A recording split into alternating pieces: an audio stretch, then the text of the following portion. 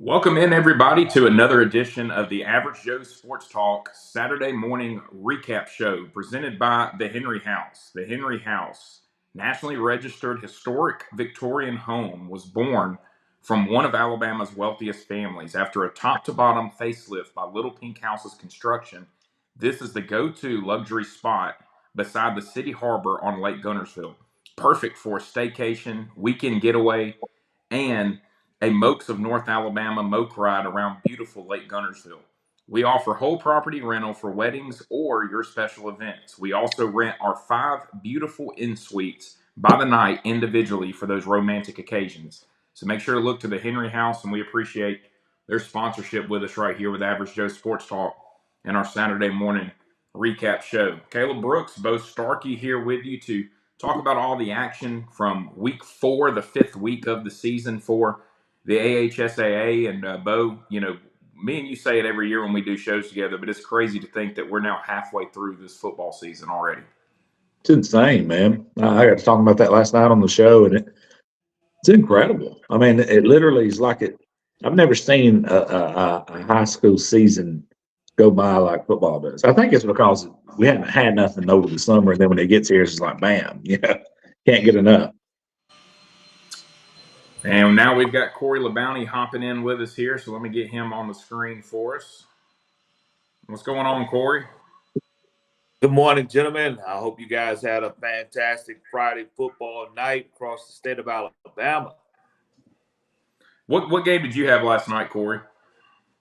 So we were covering, it was 3-2 for a long time, Theodore and Spanish Fort, man. I thought that was the game that you had. Yeah, it was wild. I've never seen a high school football game like that ever. So it was 3-2 for a while, and then Spanish Fort got a touchdown and missed the 2-point conversion. So it was 3-2. Actually, our halftime score was 2-0, and wow. I've never seen that either.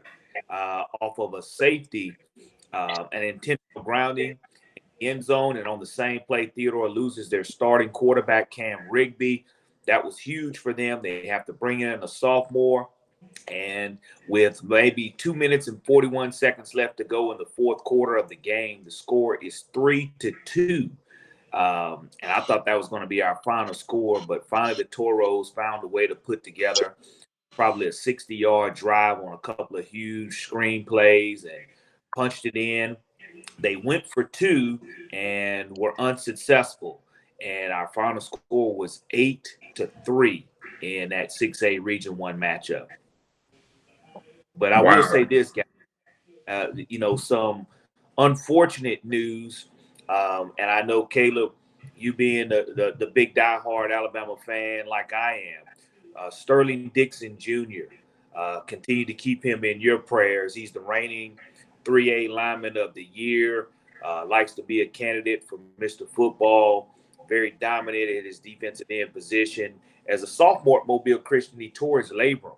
Well, I do believe last night he re-injured his labrum, and he will not probably be playing any more high school football as his senior year. So that's very unfortunate.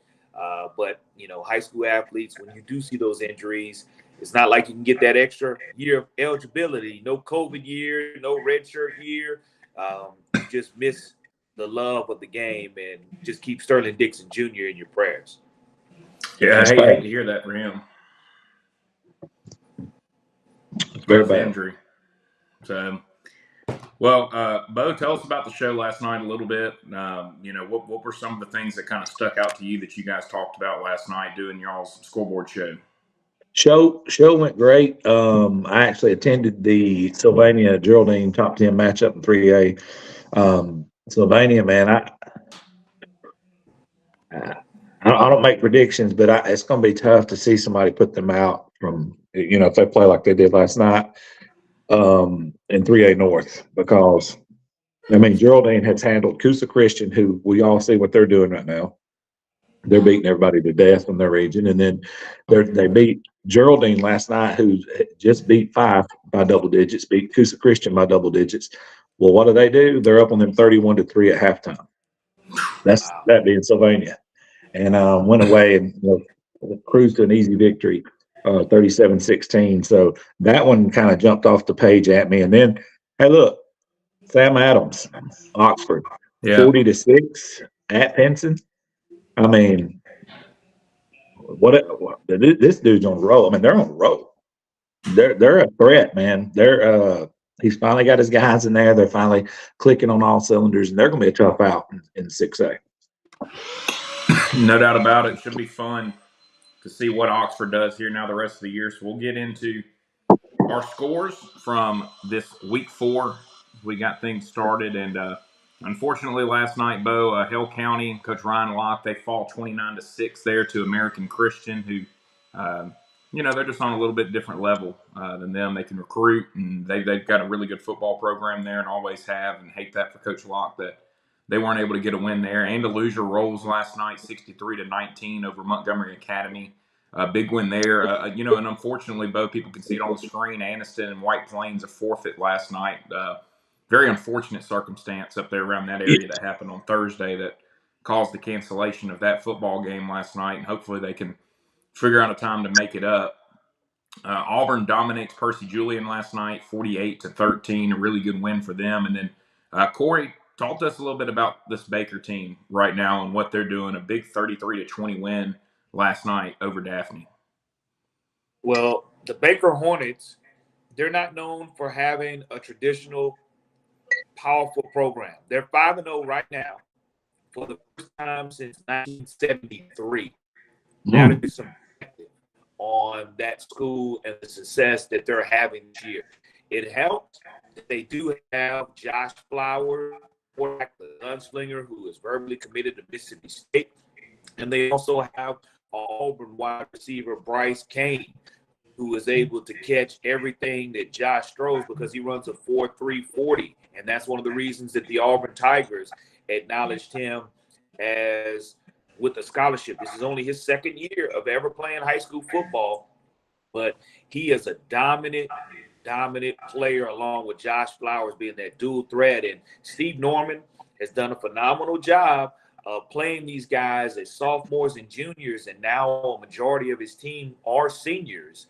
And 7A Region 1 down here, we can't get out of the first round of the playoffs. It just hasn't been done here to where if we do win, out of our 4 representatives, we'll win that first round game, and that's it. But what you're setting up here is in a couple of weeks for a phenomenal showdown from our area standpoint, MGM and Baker. But the Dothan Wolves are coming to town next week to take on Baker. So you'll have a top 10 matchup in classifications to where you're going to get 2 heavy hitters, and we'll see what both of those programs are made of next week. But a great win for Baker as they continue to roll and make history for that school. Yeah, that'll be one of the biggest matchups of the week next week, Baker and Dothan taking on each other, and should be a very fun game when those two take the field next Friday night. So looking at some of our other scores, big win last night, Corey, for Baldwin County, 20-13 over Blount. Talk a little bit about that game and how big that was for Baldwin County last night and Coach Nathan McDaniel. Well, 6A Region 1, once again, you do look at the Baldwin County Tigers losing an overtime game to Theodore 1 week ago. So they could easily have won back-to-back games this past week and last night. So Baldwin County is a program that struggled last year, only winning 1 football game, but they're a team that has gotten things back together, and Baldwin County is at least scratching and clawing, trying to get into that 4th spot to make the playoffs in 6A Region 1. Looking at some other notable scores from around the state, Bob Jones gets a win over Huntsville up there in that 7A Huntsville region. We've talked about we're looking for somebody from that region to pop up and be able to, beat somebody from that Birmingham region and keep them from having to match back up with each other. And we'll talk a little bit more about that Birmingham region, a couple of results from that last night. But Carver Montgomery gets a big win over Stanhope last night, 20-6. And then Bo, Danny Horn and company, they're rolling right now, and they look to be the team that's really starting to solidify themselves as the favorite in the South in 5A with a 31-6 win over Hanley last night. Yeah, Hanley coming into that game was deemed 4A state champs by many people. They thought, and they still could be. the favorite in 4A because how big and physical and how deep they are. But man, Danny Horn, I don't know what in the world has happened in that off season because this is the year they're supposed to be down. I mean, this is the year, they're 2 years away. And he's doing it in old school fashion, which is lining up and running the ball down your throat. But the thing I'm more impressed with about this whole thing is the dominance in that game, Caleb. It was never in doubt. I mean, from start to finish, Josh was at the game, and he said it was just it was a dominant factor. Also, that atmosphere there at Central Clay. If you've never seen a game there, it's second to none. It's unbelievable. And Tommy Wood's usually on the PA call there, so it's just a phenomenal place to watch a high school football game. And you're right, Caleb. Again, this is one of those teams until somebody lines up and makes them uncomfortable offensively. We're going to see more of the same what we're seeing from them. Yeah, and I mean, I saw them in person a couple of weeks ago. They're huge up front, and it's going to be tough for a lot of teams to really match up with what they can do on the offensive line. Big win for Charles Henderson last night, 27-0 over Beauregard. They needed that. The defending 5A runner-ups, defending 5A South champions there in Charles Henderson, and they've kind of had a slow start to this season, a surprise loss to Carroll of Ozark last week, but good bounce back win for them over Beauregard last night, and then Bo, Cherokee County, 55-0 over Hansville. It's almost setting up for a rematch in the 4A state championship if things keep going the way that they're going right now. Yeah, and homecoming festivities for Cherokee County last night. So sometimes that's a distraction, but not with this group. Jacob Cornejo I think he solidified himself as the top player in 4A North. I don't think he may be one of the top players in all of the north side of the state of football in the state of Alabama, simply for the fact the stats don't lie. The guy had 1,500 yards rushing in just the playoffs and 15 touchdowns last year. And then last week he had 420 yards rushing. I don't know what he did last night. I haven't seen it yet. But, I mean, anytime you're putting up stats like that, they don't lie. So, and they're clicking on all cylinders. They're going to be such a tough out in 4A North. It's hard fetch for me to believe anybody's going to roll in there and beat them, even throughout the playoffs, minus some big injuries here or there. Sachs continues to struggle. They lose 42-31 to Childersburg last night. They remain winless, which is kind of a shocker to me. Just seeing that program as down as they are right now. Hopefully, look, they got a young group. I got to see them a week ago. They got a young team that hopefully is going to grow together and continue to improve. But hate that they're struggling the way they're struggling here this year. Chilton County, a big win over Calera, 37-3 last night. They needed that there in that region. That's just wide open right now. And then Corey, we've talked about this group now the last couple of weeks, but Citronelle, 27-10 over Faith Academy last night. Where have the Citronelle Wildcats come from? I tell you, you make that ride up a Highway 45, and you do hear from one Jason Rao, and he has taken over that Wildcat program, and they really did shock Faith Academy. Now, you look a couple of weeks ago, Citronelle loses a heartbreaker to Viger in overtime, and they were up 28-7 against Viger and wound up losing 34-27 in overtime. So Jason Rao, he's got the community support. He's got some veteran guys that, again, have played since they were freshmen and are now juniors and seniors. And this isn't your average Citronelle squad. Huge win over a Faith Academy team that made it to the semifinals one year ago. And that's consisting of a lot of the same players coming back. It's not like Faith Academy's roster was wiped clean. They have some of the best players in the state of Alabama, but again, collectively, they have struggled and not been able to put it together. And kudos to Citronelle. You kind of see it when it's amazing how this cycle works, right? We've never, ever talked about Citronelle High School football. And you look at us and Hoover High School on the other side of the state, we're not talking a lot about Hoover because of their 25 years of consecutive dominance. So you're not able to win forever, but at the same time, it's great to see when these new fresh programs come about that they do have their chance to make their own history, whether it's short term or long term. It's still good to see fresh meat win and being in the polls for the first time ever. Yeah, I mean, Corey, tell me, being down there in that area and you know a lot more about this program, I mean, what did that win for Citronelle last night really show you that this program's capable of now this season? It showed me that they're capable of not only making it to the playoffs, they're capable of winning a game in the playoffs to where they're that feel-good story that the entire state, you have those Cinderellas in March Madness and basketball that everybody roots for. They're the Cinderella Citronelle who have done it the old-fashioned way, got them a new coach in 1 year ago, and there's some great things going up. Joe Brewster's the principal there. He's a former coach, so he understands about athletics, about the kids, and it's just a great story so far for the halfway point of high school football, the Central Wildcats. Even though they're 3-2, they still are a phenomenal story. No doubt about it. Big win last night there for Citronelle. So looking at some other scores now from around the state, Clay Chalkville, they keep rolling 39-14 over Centerpoint last night. I think the thing that really stands out when you look at them and look at Saraland as well is you talk about their offenses so much because of the star power on both sides, but it's really been defensively where both those teams have really impressed me this season looking at a lot of these scores. I'm just saying they was giving up less than 5 points a game. Were they leading the state or top five, something like that? And then for George Bates, back-to-back losses like that, one to Pell City and one to Clay, he's definitely not off the start he wants to be at center point. But you flip that thing around and you look at Drew Gilmer. He's the epitome of consistency there. And I don't think it's arguably. I think it's probably the toughest region in the state in 6A. But year in and year out, he either wins it or he's right there playing for it at the end of when all the smoke clears, so to speak.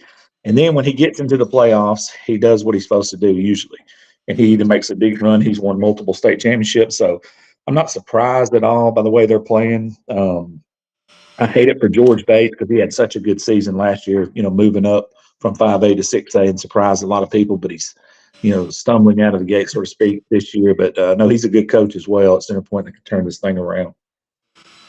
Big win last night for Collinsville. They needed a bounce back win, 59-14 over Sandrock, and then Coosa Christian over Valley Head, 35-0. Talk about those two games, Bo, and two dominant wins for Collinsville. Really needed it to bounce back last night, but Coosa Christian, like you said earlier, they're rolling right now.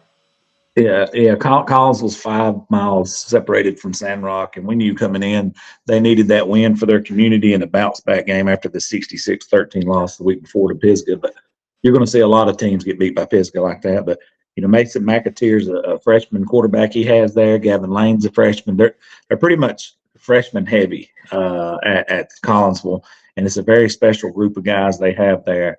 If they can keep those guys together, nobody transfers out. I look for them to look like what Pisgah looks like now, because it's the same situation, except they got freshmen and sophomores to Pisgah's juniors and seniors. So I look for that kind of situation to keep developing in Collinsville if they keep that group together. And huge win for bragging rights. The Coosa Christian thing, dude. I don't know what else to tell you, but I will tell you this: against Spring Garden, Decatur Heritage, and now Valley Head. You're talking about a region champ, a perennial blue blood, and a team coached by a former Alabama star at wide receiver who's got tons of talent. Between all three of those games, they've given up 6 points total. So Teddy Whitmire is his guys playing that kind of defense at Coosa Christian right now. And last night was not even close. I mean, it was 35-0. Could have been a lot worse. And they had, I think, 15 penalties thrown on them, something like that, because, playing at Valley Head. So they're starting to peak like they did when they won last year at Gatlinburg. And it's scary for 1A. It really is, because they really look like they're going to be a very tough out as well in 1A North. Corner gets a big win over Dora last night. It's a Dora team that had beaten Aniana earlier this season. They beat them 21-14, so good win for them. Kind of a surprise on this one to me. Coleman 40, Lee Huntsville 7. It's a Coleman team that was dominated by Mars Hill beginning of the season. So I may tell you how good Mars Hill there is in 3A. Number one team in the state there in 3A. Big win last night, Corey, for Davidson over Fairhope, 42-10. What stood out to you about that game, and how surprised were you to see, not the fact that Davidson won, but the fact they won by 32 points? Well, it's a big 7A Region 1 matchup, and the way that the Davidson Warriors were able to find a way, losing their starting quarterback and their backup quarterback. Well, what do you do in that situation in a week's time? How do you restructure your offense? Well, Rick Cawley, he said, look, I'm just going to go back to what I ran when I coached at Murphy. I'm going to go back to the single wing, but I'm going to put a guy who's going to be a Mr. Football candidate, 7A back of the year candidate, DJ Butler back there, who is verbally committed to Coastal Carolina.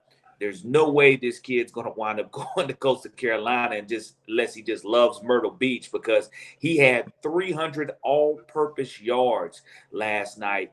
Is the starting running back flipping over to quarterback. And here it is. The Butler does it again. This Butler makes house calls. This Butler gets it done. DJ Butler, folks. Remember that name, Derek Butler. He's a guy that where you know it's coming, you just can't stop it. I mean, I had his game a couple of weeks ago. He had 284 yards rushing. He had, probably another 20 yards receiving. He had close to 400 all-purpose yards against Hillcrest Evergreen a couple of weeks ago. But DJ Butler is the difference maker for the Davidson Warriors and Rick Cawley. Huge win for that program. Bo, big bounce back win for Decatur Heritage over Cedar Bluff last night after Coosa Christian really put it on them a week ago, and they needed that last night after what Coosa Christian did to them, 48-0 last week.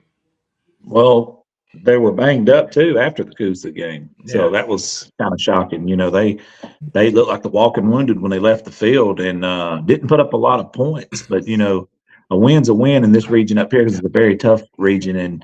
And you're right, in Cedar Bluff, that's they needed one as well. So just didn't get it done over there. And Coach Crane, he's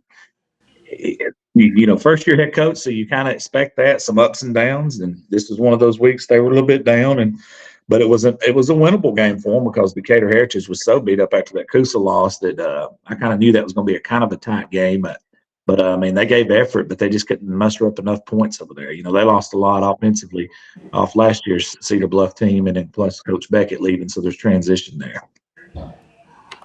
Looking at some other scores from around the state now, Dothan dominated Smith Station last night, and we talked about them earlier, setting up a big matchup for them and Baker next week. One loss Dothan and undefeated Baker. Enterprise dominates Rehoboth, no surprise there, 52-6. They kind of did what they should do. And then Bo, big win up there in Attala last night, 28-21 in overtime over Good Hope there for the Etowah Blue Devils. And just talk about how big that was for that program that, as crazy as this season's been for them, they have 2 region wins now and are still, in great position to make the postseason and get in the playoffs.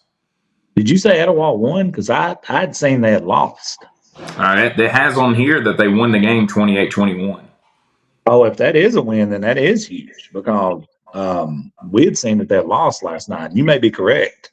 And, I haven't checked since I got home. But, no, if they got that win, it's huge because they had 3 other guys quit this week from what I've seen or heard, which is not good, and 3 starters quit this week. So, if they did get that win, that is huge. Yeah, we'll have to double check on that, and if we do have it wrong, we're sorry. But I mean, everybody can see looking on the screen that it says Etowah won the game 28-21. Yeah, I mean they could have, but we had it as a loss. We had heard Good Hope won, but that you could be right. Looking down at some other scores, I mean Fife, they've not given up a point since their loss to Geraldine. You can tell that's a program that maybe is playing with a little bit of a chip on their shoulder right now. They've outscored their opponents 170-0 the last 3 weeks. 170-0.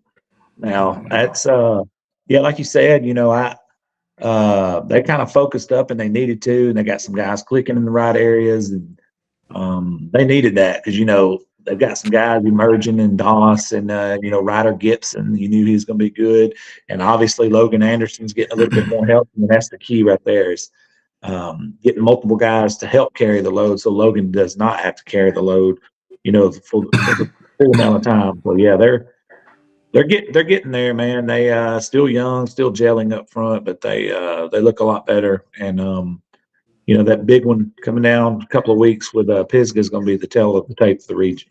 Yeah, no doubt about it. And I'll tell you Caleb, this. 28-20, Etowah did win in overtime, so that is, you're all right in that score, 28-21. Okay. That is Okay, good huge win. then. Yeah, we got it wrong, man, last night on the show. Oh, that's a massive win for Blake Bone and Etowah. And then talking about Fife, you know, as good as Fife has looked here recently, Bo, you got to see BB Comer in person the other night. I got to see them doing the game, and there's no doubt to me who the number one team in 2A is right now, and it's in Sylacauga. It's BB Comer with how they played against Vincent the other night.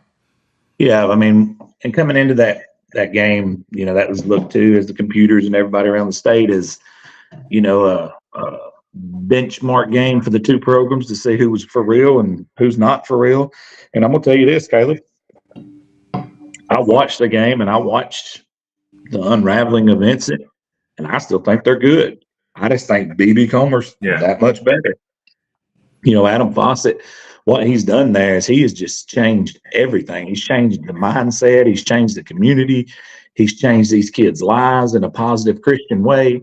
And I sit here and I watch a man that I don't know, he's just a great leader. Every time you're around him, you talk to him, it's infectious, man. You want to go play for him. Coach Benefield loves him. You know, everybody that's talked to this guy loves the guy. And then why would you not want to play for a man like that who represents not only his school but his kids the way he does? His kids get after you, man. Kamari Harris is he's a SEC linebacker, but if he goes somewhere like in Power 5 somewhere, I ain't saying SEC running back, he may be a step slow for that. But this dude can play running back in major college football, D1 somewhere. I think he's one of the top 10 best running backs in the state, and I don't even think it's debatable. I mean, no, he's 6'2", 230. I mean, go look at average Joe's. Go look at the pictures of the guy. Yeah, I mean, he's unbelievable. He took the football game over the other night. You know, at certain times, and I mean, one time it was like 3rd and 15. They just handed him the ball and was like, "Hey, we know he's going to go get us a first down." And there was times it looked like he wasn't even sprinting. You know, that he was just kind of gliding and jogging, and all of a sudden he'd see the hole, and then boom, he'd turn it on, and you'd really see it. And he's committed to Memphis right now, and so we'll see if that sticks, or if maybe some other programs come in and jump on him, and you know, maybe he ends up somewhere playing Power 5. I think he committed to them because he said they are going to allow him to play running back, and that's what he wants to do. I wouldn't want to tackle that dude for 4 quarters. If it doesn't work out at running back, he can play middle linebacker. I can tell you that. Oh my God, he's an NFL linebacker. Yeah, I mean, he's really good. Yeah, dude's really unbelievable. Good. Corey, Gulf Shores 44-0 over LaFleur last night. You know, tough night for LaFleur, but Gulf Shores they kind of needed a dominant win. They've had some close games here during the season, and really haven't put up a lot of points either, which has been surprising to me. Some games where they've been stuck right around 17 and 44 last night. You think that maybe gets that offense going a little bit? Ronnie Royal down there. Yeah, I think this is the game to where when you looked at their schedule, that they needed to apply pressure and they didn't need to struggle at all. And that's exactly what happened for Gulf Shores and Ronnie Royal and the crew. And again, taking nothing away from what they're able to have been accomplishing. What you're setting up is an epic 5A Region 1 matchup between Viger and Gulf Shores. Mm-hmm. And I think they play maybe here in about 3 weeks or so. So that game is going to be blockbuster television. But, you know, congratulations to Gulf Shores, the Dolphins, making history in and of itself. First time ever in the school history that they moved on to 5-0. So they're that team that continues to garner a lot of attention throughout the entire state, and getting off to a huge win and a shutout. It's always great to get that shutout win, and Gulf Shores is doing what they need to do to prove themselves to want to win a state championship.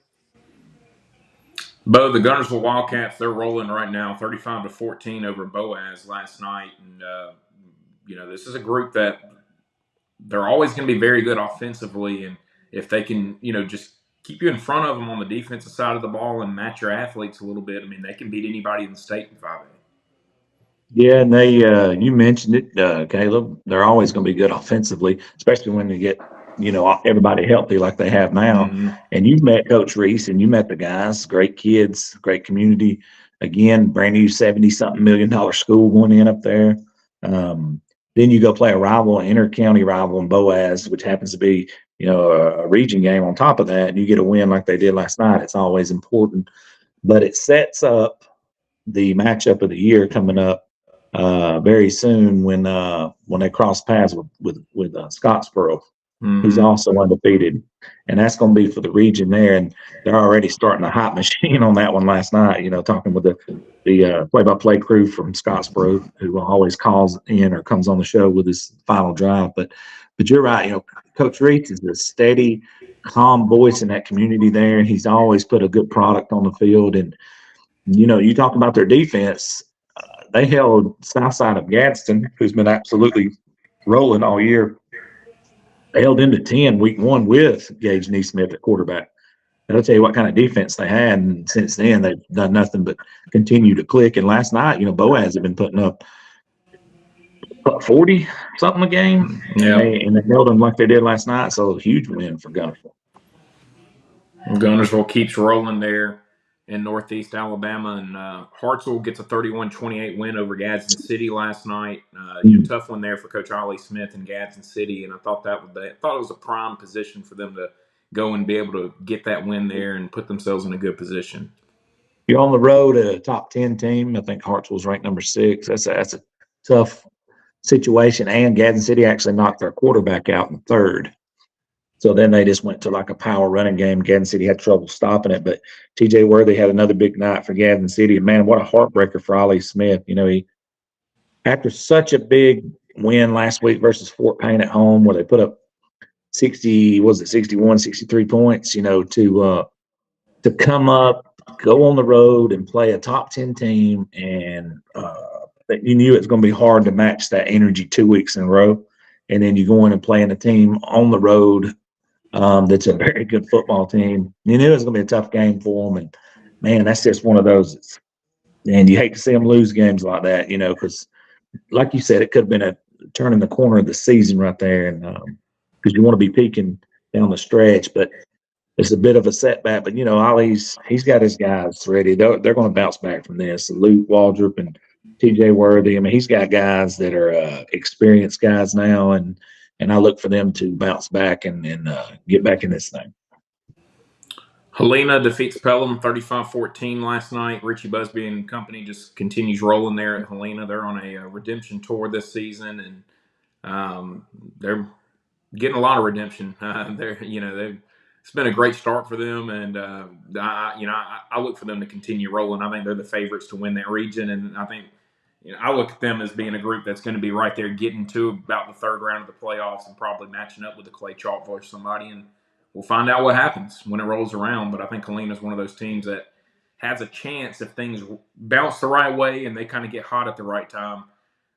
They can really make some noise in 6A later on this season, and I think they're easily going to run away with that region up there. That's got Pelham, Benjamin Russell, Chilton County, Calera, Briarwood, all those teams in it. All right, let's talk about this group right here. The Hoover Bucks. They fall to now 1-4 on the season. They fell out of the top 10 for the first time in 265 weeks, first time since 2000. And you kind of thought, you said, well, hey, maybe that's going to give them some motivation, and maybe we're going to see them bounce back and play really well this week. And it just seems like they're really missing something there at Hoover right now. I mean, Auburn has dominated them, Vestavia has dominated them, and now Hewitt-Trussville comes in and dominate them, and they got to turn around and play Mountain Brook this coming Friday. So, the possibility of dropping to 1-5 is very, very realistic right now for this Hoover team. How weird. I mean, for me, I was born in 1996. I've never not seen Hoover be very, very good in football my whole entire life. I mean, my whole life of knowing high school football, the Hoover Bucks have been there at the top. What's this like for you two to kind of see where this Hoover program is this season? Me personally, it's Chicken Little. Sky's falling. You ever seen the movie Chicken Little, Corey? Yeah. The sky's falling. I don't know. It's weird. What do you think, Corey? It's one of those that you're right. Caleb, when you talk about your entire life of a program sustaining it and doing it right for over 25 years and never having to forfeit wins or having a title taken away and being the mainstream hub, to me, it's hard enough to sustain a team for one consecutive year, and then you do it for 2 and 3. But now you're looking at over 2 decades of sustaining all the success through multiple coaches. That's what's been impressive about this run. It's not just been one coach who, like Nick Saban for the last 17 years, has had Bama at the top, right? You're looking at 3 or 4 different coaches that have come in, and this coach is kind of like the one that doesn't want to follow Bear Bryant, or the one that doesn't want to follow Nick Saban, the coach that sooner or later you knew there was going to be that program, that group of kids who was going to taste a non-winning season, was going to taste back-to-back losses or falling out of the top 10 in the polls. And this just so happens to be the year. It's one of those that you don't want it to happen to you. You don't want to be that group. But if you are, if Hoover's shown me anything, if you have back-to-back bad years, to me, this year is a wash. You can take it, and because of their schedule and the number of games they've already lost, and you mentioned it, Caleb, moments ago, their schedule's still yet to come. Just go ahead and get ready for high school basketball and defend those basketball state championships, because football this year is not going to be at a championship level. Just let that motivate you for next year if you're Hoover. Yeah, it's gonna be tough to turn this thing around at this point, man.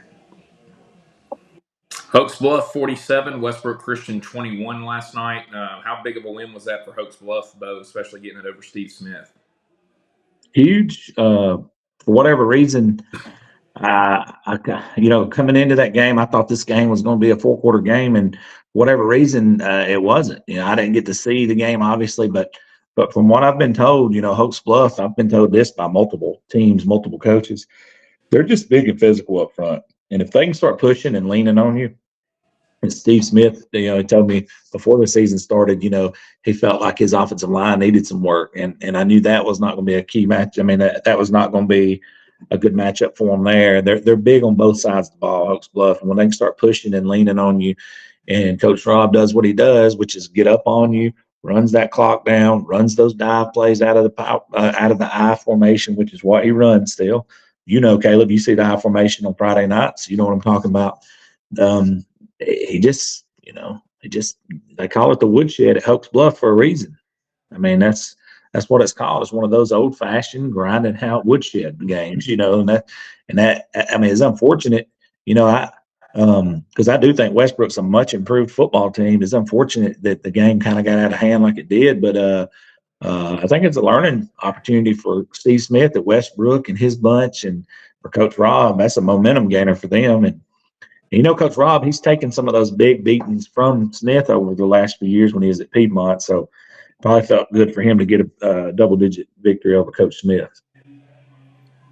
Homewood 41, Benjamin Russell 21 last night, and it wasn't as close as that score indicates. I was watching; it was 34-7 at one point. It was 27-0 at one point. You got to give Coach Bergeson and his group a lot of credit, because they started the year 0-3. They got beat by John Carroll, which was a big surprise to a lot of people. They were dominated by Vestavia. They were beat pretty handily by Helena. Well, they've now bounced back. They beat Calera last week, and then now have beaten Benjamin Russell. And Benjamin Russell was coming off of a bye, so they had 2 weeks to prepare for them.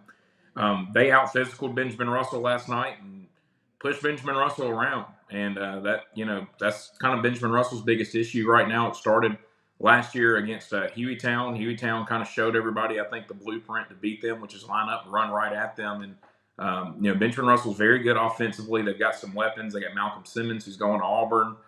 Gabe Benton, who returned at quarterback and threw for over 2,500 yards last year, and a bunch of touchdowns. But they've got to figure some things out from a physical standpoint. Otherwise, things could get ugly for them there in that 6A region. And then speaking of Hueytown, a 47-0 win for them last night over Bessemer City. Bessemer City had a big win a couple of weeks ago, and I thought, maybe this Bessemer City group's a little different this year. But Hueytown really put it on them last night. And Hey, Hueytown did this a year ago where they had a slow start to the beginning of the year. They play a really good schedule to start the year.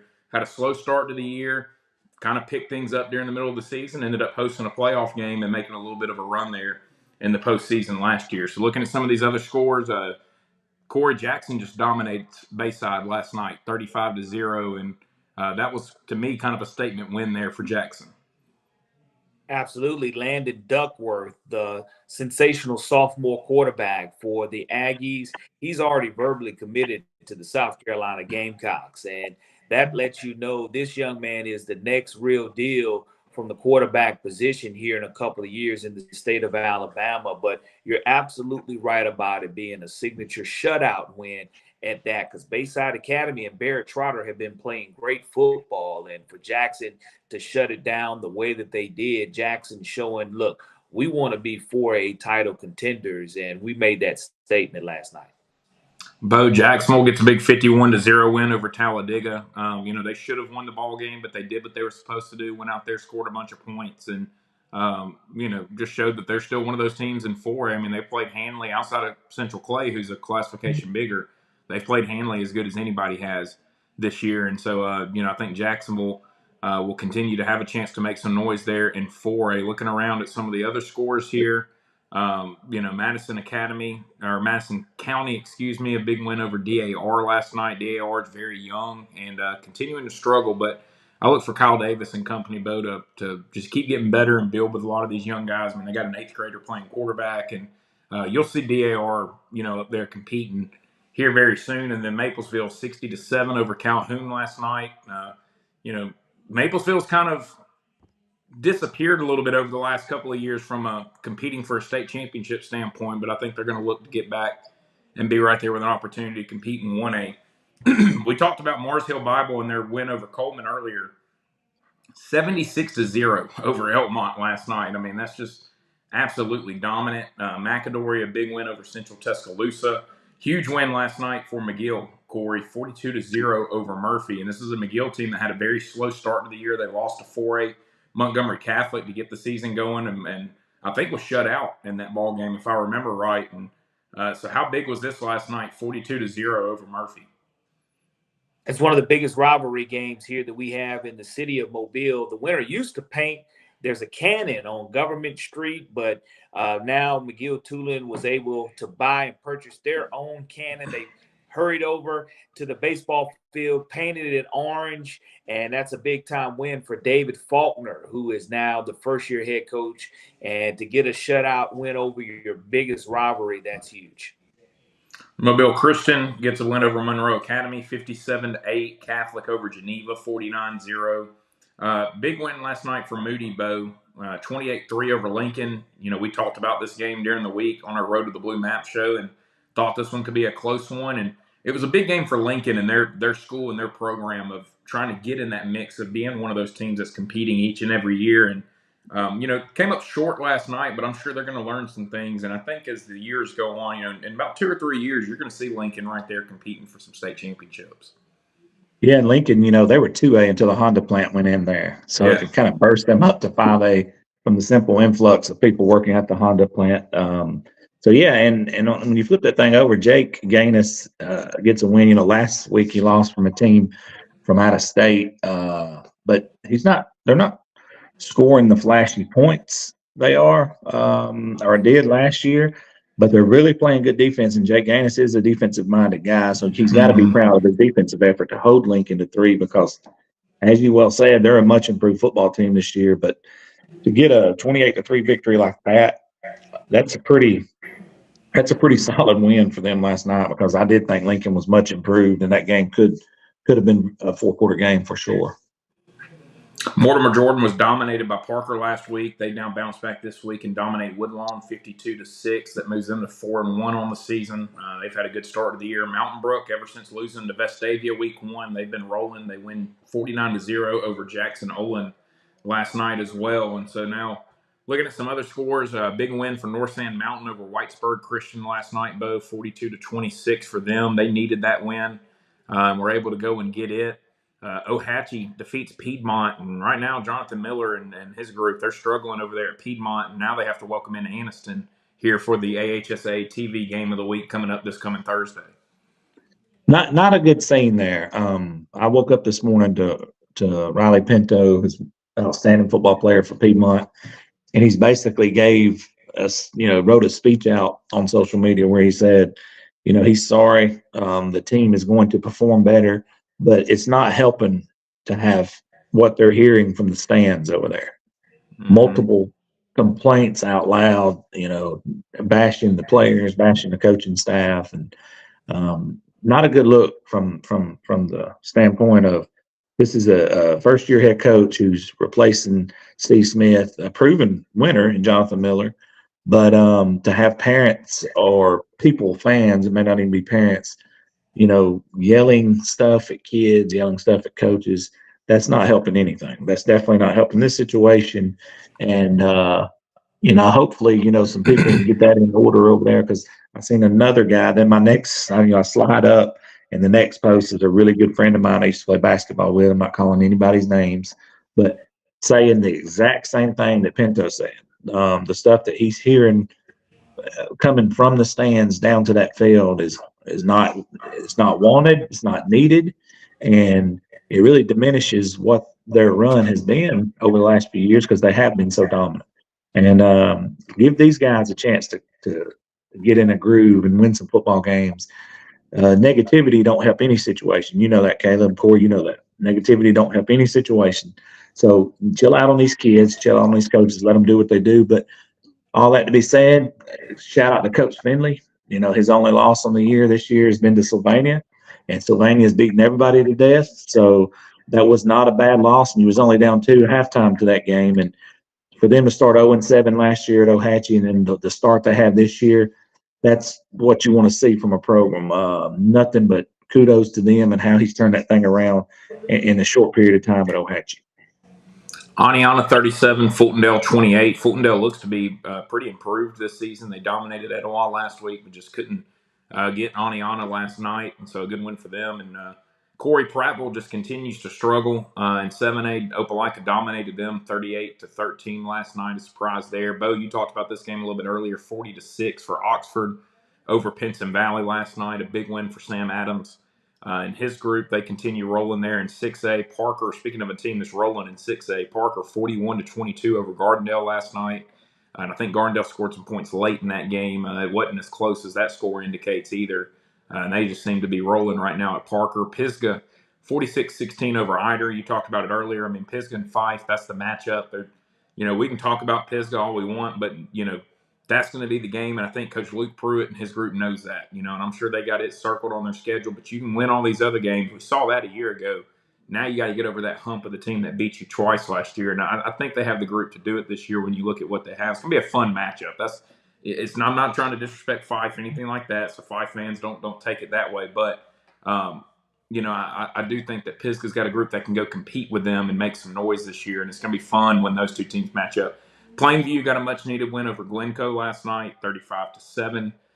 They needed that one there. And then, looking on down, Ramsey, kind of a close one with Fairfield. That one surprised me last night. Look, Fairfield's a group, I saw them 2 weeks ago on TV playing against Jasper, and they're a young group. They got a sophomore running back. They got a junior quarterback, and they can spread the ball around and throw it around a little bit. And if you let them hang around and give them some hope, they can have a game like this against Ramsey. And so, for Ramsey, they're about to play Auburn. And I think that you may have caught Ramsey maybe looking ahead a little bit to this matchup they have coming up with Auburn. They get to host Auburn, and that's going to be a really, really fun game there. And Ramsey played Auburn really well a year ago, and I think that gave them a lot of confidence. And so now this is a group that already has a ton of confidence from winning the state championship, being undefeated this year, and that should be a really fun game when Auburn and Ramsey end up facing off here soon. So continuing to look at some of these other scores, Randolph County over Weaver, 46-29 last night. That region's now wide open with Walter Welborn getting a big win over Dayville. We'll talk about that here in a little bit when we get to that one.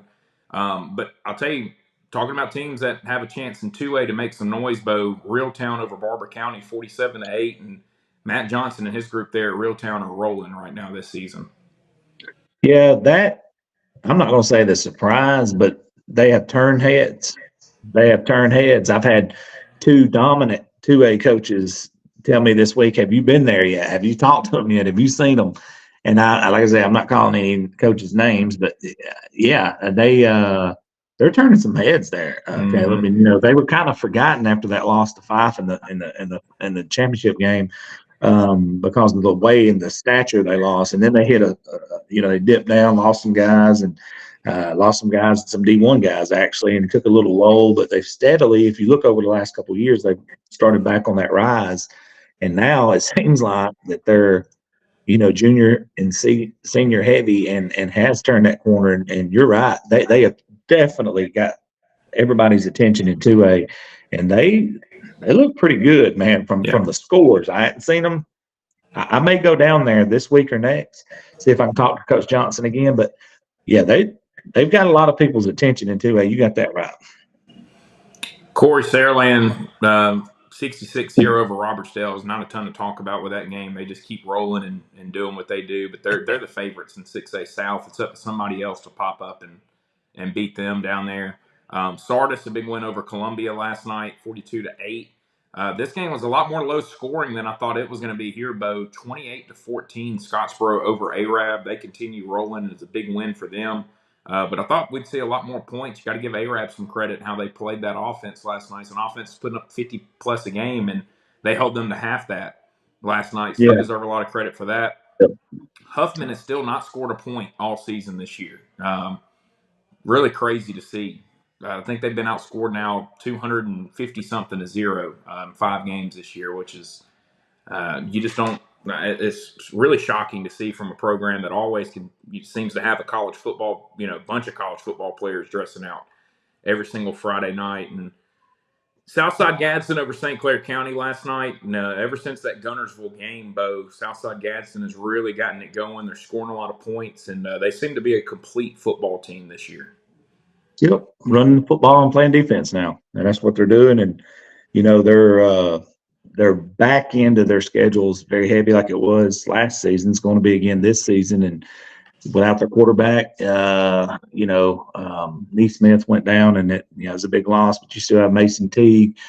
You still got 2 offensive linemen that are going to play major college football. And then you flip it over, and you got Titan Rich and company and Braden Bowers and those guys playing linebacker who are really, really, really good high school football players.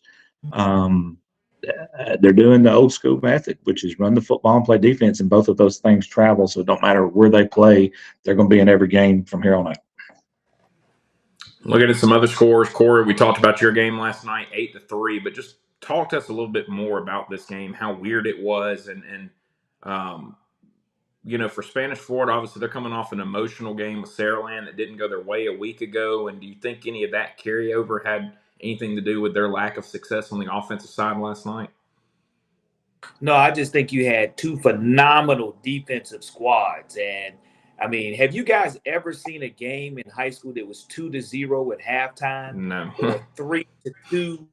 And we're talking to 6A football, where, big boy football, to where with 4 minutes left to go in the game, the score is 3-2. I have never witnessed that from all my life, growing up as a spectator, as a commentator, as just a fan, to see a high school game that I've been a part of be 3-2 with 4 minutes left to go. And I just think it's a credit to both these defenses. We'll see how Theodore bounces back. They have Opelika coming to town next week, so it doesn't get any easier for non-region contests for Theodore. And I can't say enough about the play of Aiden Schamberger, the quarterback for Spanish Fort, who struggled for most of the game. But when he needed a drive to win the game, they found a way to manufacture offensive points and to get that game-winning drive together on the road. And they named the field house at Theodore for Joe Downey, who is Theodore's all-time winningest coach.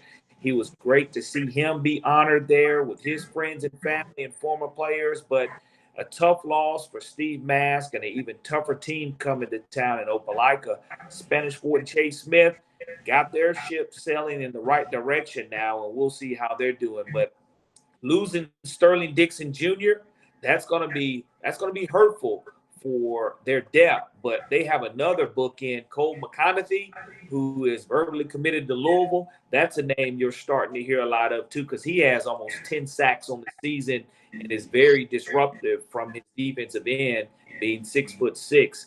He's a presence to be known. Spring Garden 15, Winterboro 6 last night. Big win there for Spring Garden, Bo. Yeah, big one. They needed it. Wasn't the offensive performance they need, but Jacob Welch, Jazz Pope and company, they got it done. Greedy win. Coach Ragsdale will take the win and move on. And I feel bad for Skylar Mansfield. He's lost some heartbreakers here lately at Winterboro, and they needed that win. I mean, that both of those teams right there was in a need a win situation, and Spring Garden gritted that one out. Man, I got to give them props, Coach Ragsdale and company, and I know that community out there at Spring Garden's not giving up on this team, and they're gonna get this thing put back together. And he's learning on the fly as well, being a new head coach, phenomenal defensive coordinator over the last few years there under Coach Howard until he left. But he's learning as a head coach, and this is another step in the right direction. Not to beat a dead horse here, but kind of give me your thoughts on Alexandria now. 49-21 to Springville last night. They're winless on the season, and we talked about Hoover and how crazy it is to see where they're at. Alexandria's kind of in the same boat for me. I don't know that I've ever seen Alexandria not be good in football. I think I've seen the stat. They've never started. It's been since the 70s since they was 0-4, and the 60s since they was 0-5.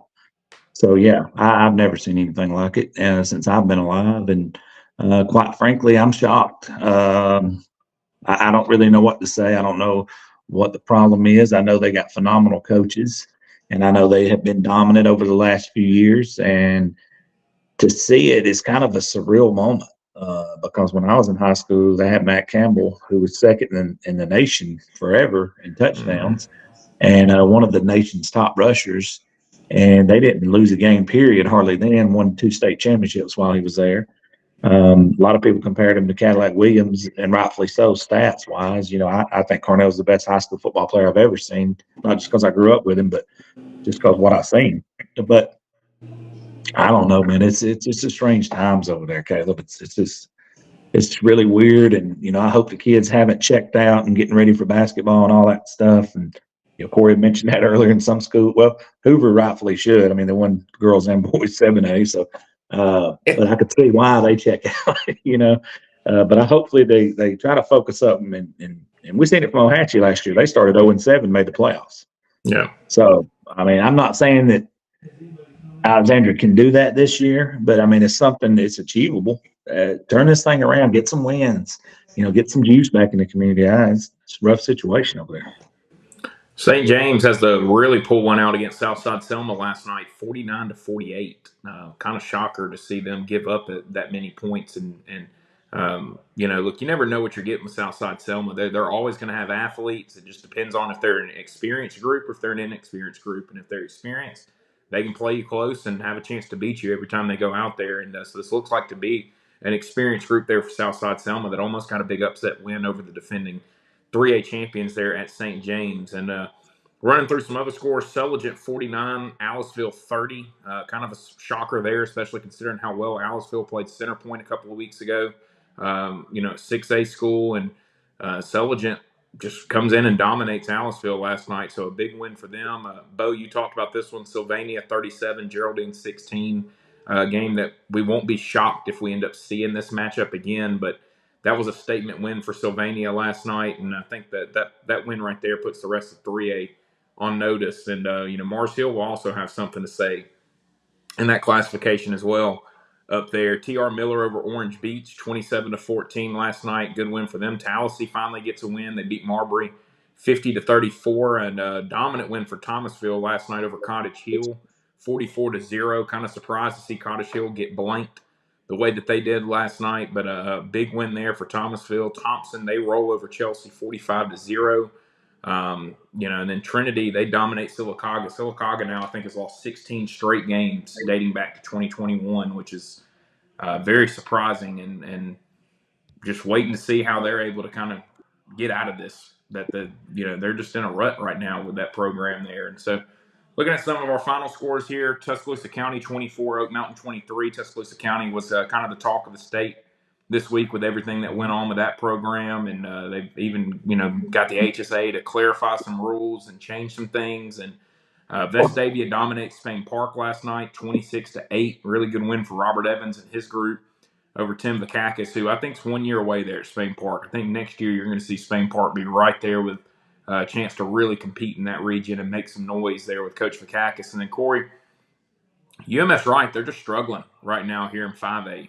Viger, 31, UMS Wright, 9 last night. And Viger's really, really good. We've talked about, how good their team is, but it's kind of shocking to see UMS Wright struggling to score points the way that they've struggled so far this year. Yeah, that's the biggest thing. They can't score the way that they're accustomed to scoring, but Viger is the real deal. I mentioned that Gulf Shores and Viger matchup. It's going to come at the end of October, so you can really look for that to determine who wins 5A Region 1. But kudos to Marcus Cook.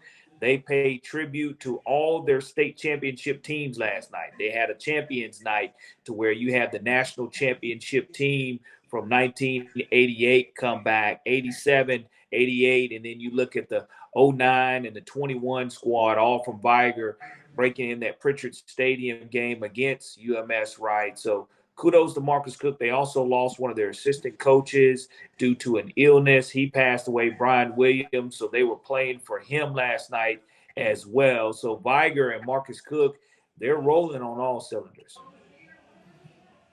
Wadley, we've talked about them a lot, Bo, this year. They seem to have another group that can make some noise and compete there in 1A. They dominated Raglan last night. That's a Raglan team who went to 3A Randolph County and played them in a 6-point ball game, and Wadley beat them 32-6 last night, so a dominant win for them. I was at Walter Welborn in Dadeville. Dadeville was up 6-0 at halftime, and 12-6 at the end of the third quarter, and Walter Welborn just dominated the fourth quarter. They physically dominated. They wore on Dadeville last night.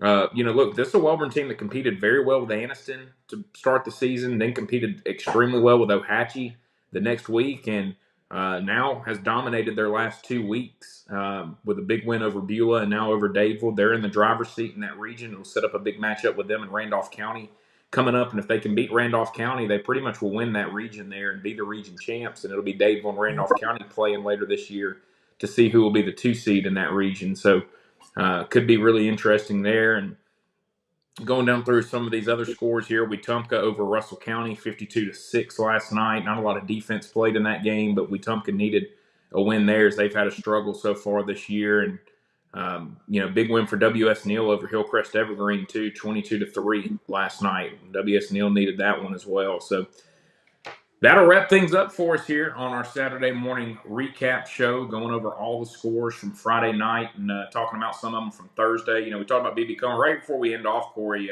Mary Montgomery, they were at, 28-0 in the first 7 minutes against Alma Bryant the other night. And what ended up being the final of that one? They wound up winning 42-6 or something like that. Dominant fashion, homecoming for MGM. They're the real deal. You see them continue to climb the polls. One of the best stories that you'll see in a one-year turnaround in a program. Yeah, I'm looking forward to seeing them in Baker and then seeing how they compete with that, Phoenix City, Prattville, Auburn region when they match up in the playoffs later on down the road. And, Bo heard me say it on Road to the Blue Mat last week. We're starving for somebody from Mobile or Huntsville to come in and make some noise. I mean, it's just been the same matchups, and it's not it's a credit to that Hoover region and that, Phoenix City region and what they've been able to do. But, we're starving in 7A for somebody from Huntsville and somebody from Mobile to step up and be that team. And it looks like Baker and MGM have really taken some steps in the right direction to become that. And then I think Foley's going to be dangerous for people when the postseason comes around. It's a little bit colder, and all of a sudden you got to tackle that big body there at running back and guard Perry Thompson, and that won't be very easy for a lot of people. So I'm really looking forward to seeing that Mobile region and that Auburn Phoenix City region matching up when the postseason comes around. And it's the last year that we'll have it being like this. After this, they'll start flipping region matchups, and you could have the Mobile and Huntsville region matching up in the first round. Yep.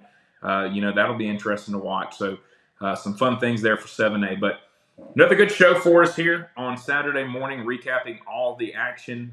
Me and Bo were talking about before you jumped on, Corey. We're halfway through the year now. It's crazy to think how fast it all goes by. And We're starting to really figure out where a lot of these teams are in these region standings and see who's going to be hosting in the first round, who will be traveling, and which good football teams in some of these really tight regions are going to still be left out of the playoffs.